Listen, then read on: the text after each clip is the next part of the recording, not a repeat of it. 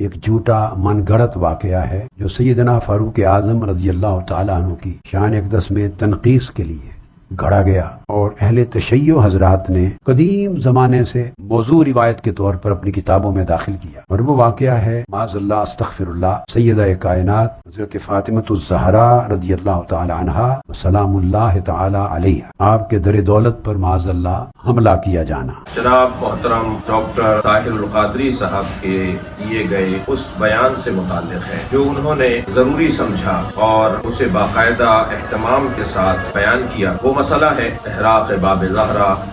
یا حد کے حرمت فاطمہ زہرا۔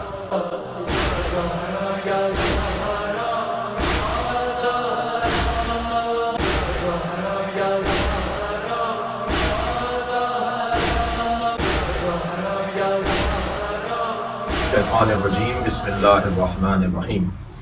حمد و ستائش پروردگار عالم کے لیے، درود و سلام حضرت محمد مصطفیٰ صلی اللہ علیہ وآلہ وسلم کے لیے، آپ کی پاک اولاد کے لیے، اصحاب منتجبین منتخبین اور سرکار دو جہاں کے فداکاروں کے لیے درود و سلام، دعائے سلامتی، خیر و صلاح کی خواہش امت مصطفیٰ کے لیے، تمام سنی شیعہ مسلمانوں کے لیے۔ آج آپ سے مخاطب ہونے کا جو سبب ہے وہ جناب محترم ڈاکٹر طاہر القادری صاحب کے دیے گئے اس بیان سے متعلق ہے جو انہوں نے ضروری سمجھا اور اسے باقاعدہ اہتمام کے ساتھ بیان کیا۔ وہ مسئلہ ہے ضرب الزہرا کا مسئلہ، قضیت و ضرب الزہرا، قضیت و ضرب زہرا، لط میں خط دہا، احراق باب زہرا یا حد کے حرمت فاطمہ زہرا۔ میں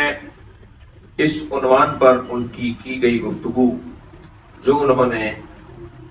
محترم معظم مشائخ العظام اور سامعین و ناظرین کو مخاطب کر کے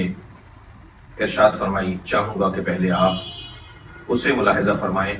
اور پھر ہماری گفتگو آگے بڑھے۔ نحمدہ ونصلی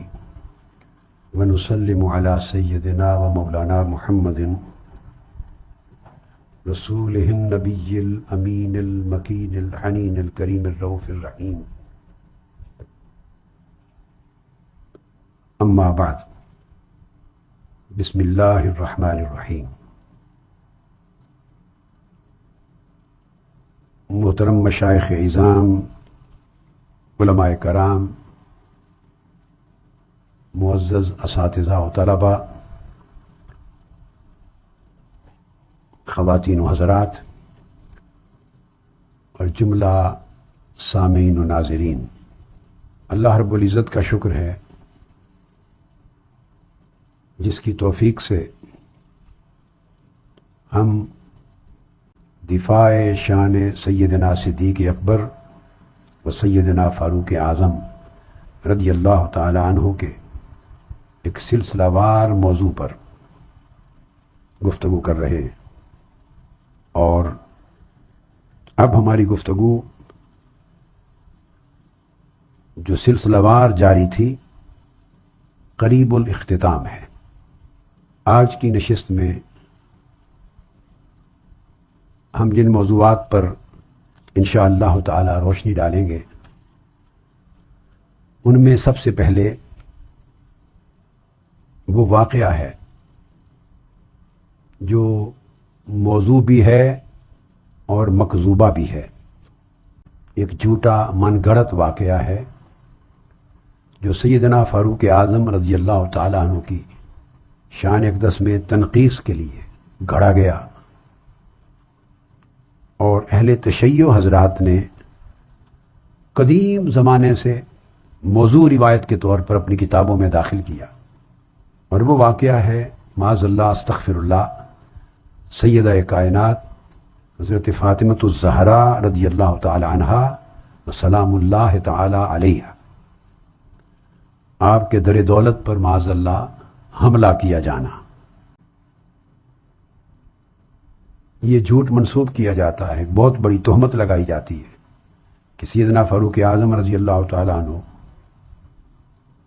سیدنا مولا علی شیر خدا رضی اللہ تعالیٰ عنہ کو اور ان کے ساتھ دیگر کچھ افراد بنو ہاشم اور کچھ صحابہ کرام کو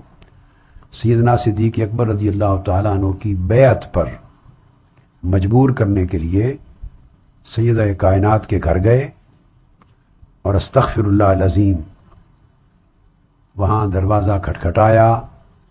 حتیٰ کہ بحث و تکرار ہوئی، گھر کو آگ لگا دی، دروازہ توڑ دیا، ظلم سے بری ہوئی تہمت یہاں تک پہنچی کہ سیدہ کائنات رضی اللہ تعالیٰ عنہ کو معاذ اللہ زد و کوب کیا، آپ زخمی ہوئی، اور آپ کے بطن مبارک میں ایک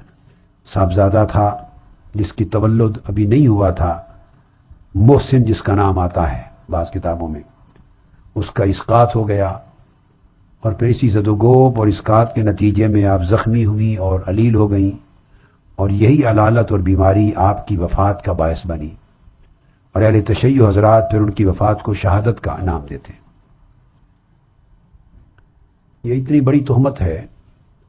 جسے معمولی سی عقل اور معمولی سا شعور رکھنے والا انسان، جس کی طبیعت میں تھوڑا سا عدل اور انصاف ہے، غیر جانبداریت ہے، وہ اسے کسی لحاظ سے کسی بھی پیمانے پر نہ قبول کر سکتا ہے نہ تصور کر سکتا ہے۔ آپ نے سنا ڈاکٹر صاحب نے جو دفاع کی ضرورت محسوس کی، میں چاہوں گا کہ اس پہ پہلا نقطہ آپ کی خدمت میں عرض کروں۔ یہ جو دفاع انہوں نے کیا ہے شیخین کا، اور اپنی دانش میں اپنے گمان میں جو انہوں نے ایک علمی بحث کو اس انداز سے پیش کیا ہے، ایک تاریخی ایک علمی بحث کو اس انداز سے پیش کیا ہے کہ گویا یہ شیعوں کا کوئی مسئلہ ہے۔ پہلی بات تو میں یہ کہوں گا کہ یہ مسئلہ شیعوں کا نہیں ہے، شاید ہمارے یہاں سلیم ابن قیس کی وجہ سے اس روایت کے پر قیل و قال ہوں شاید، لیکن یہ مسئلہ اہل سنت کے ہاں تو مسلم ہے۔ یعنی شیعوں کے ہاں یہ روایت من گھڑت بقول آپ کے جو کتابوں میں ڈالی گئی ہے، جو بھری گئی ہے، یہ من گھڑت اور مکذوب اور جعلی اور موضوع روایت جو شیعوں نے اپنی کتاب میں ڈالی ہے، میں سمجھتا ہوں کہ شیعوں نے اگر ڈالی ہے تو آپ سے منسوب اور آپ کے بزرگوں کی کتابوں سے ڈالی ہے۔ میں زیادہ بات نہیں کروں گا سوائے اس کے کہ ہمارے ہاں شاید یہ بحث مسلم نہ ہو شاید، لیکن آپ کے ہاں تو یہ مسلم ہے، یہ واقعہ ہوا، اس واقعے کا پس منظر، اس واقعے کی تفصیل، اس واقعے کا سبب اور اس کی تجزیہ و تحلیل آپ کے ہاں مسلم ہے۔ لہذا آپ اس کا دفاع یا اس موضوع پر بات کر رہے ہیں اور ہمیں مخاطب کر رہے ہیں، میں سمجھتا ہوں آپ کو اپنے بزرگوں کو مخاطب کرنا چاہیے۔ آپ کے بزرگوں نے کیا کچھ نہیں لکھا ہے، اور آپ نے یہ بحث چھیڑ کر اپنے لوگوں کو دھوکے میں اور اپنے لوگوں کو کسی خدعے میں مبتلا کیا ہے۔ یہ روایت موضوع ہے یا مکذوبہ ہے تو آپ کے بزرگوں نے ہی یہ روایت لکھی ہے۔ یہ غصہ، یہ آپ کی برہمی، یہ آپ کی جو تیزی ہے، وہ ہم پر اس کا کوئی اثر نہیں پڑتا۔ یہ مسئلہ پاکستان کا بھی نہیں ہے، پوری دنیا تشیع میں یہ مسئلہ مسلم ہے، مگر کیونکہ آپ نے اردو میں بات کی ہے تو عراق اور ایران والے آپ کو جواب نہیں دیں گے، بلکہ یہ جواب میرا بنتا تھا کہ میں آپ کو دوں۔ میں سب سے پہلے تو یہ کہوں گا کہ اہل تشیع کے ہاں